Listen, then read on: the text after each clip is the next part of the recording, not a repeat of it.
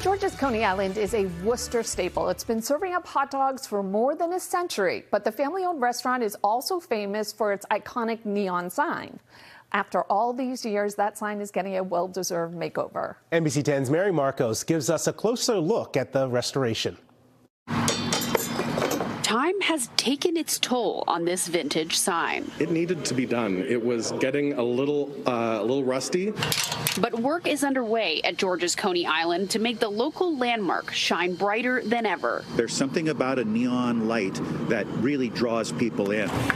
The iconic Worcester restaurant has been serving up hot dogs for 107 years. Almost every day, somebody will just spontaneously tell me when they're up in line, you know, I've been coming here for 60, 80 years, and I say, oh, you're one of the new guys. Competitive eater Crazy Legs Conti stopped by for a bite Monday. I generally don't eat hot dogs casually. I eat them in competition, but because it's such a historic place that I thought I'd had to try a few. People come from all over to take pictures of the sign here at Georgia's Coney Island. In fact, George himself paid $10,000 in 1951 to build this 50-foot neon masterpiece. The hand in the sign is modeled after its founder, Catherine's grandfather. If you don't invest in it and keep it going, you don't have a neon sign anymore. But we've made that decision just because it is so popular.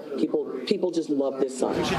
Head of renovations Dave Weller has worked big jobs before, like Boston's Citgo sign at Fenway. We're taking out all the neon glass, we'll take out the transformers and the wiring, and we'll put everything back in new, but it'll still look like the old sign. Patrons can't wait to see the finished product, paid for in part by the city's facade program. I think it's going to be spectacular when the neon lights up again, and it's a beacon to people's stomach to call them home to the hot dog. Renovations on the sign are expected to wrap up in 3 to 6 months, and the restaurant will be open and operating in the meantime.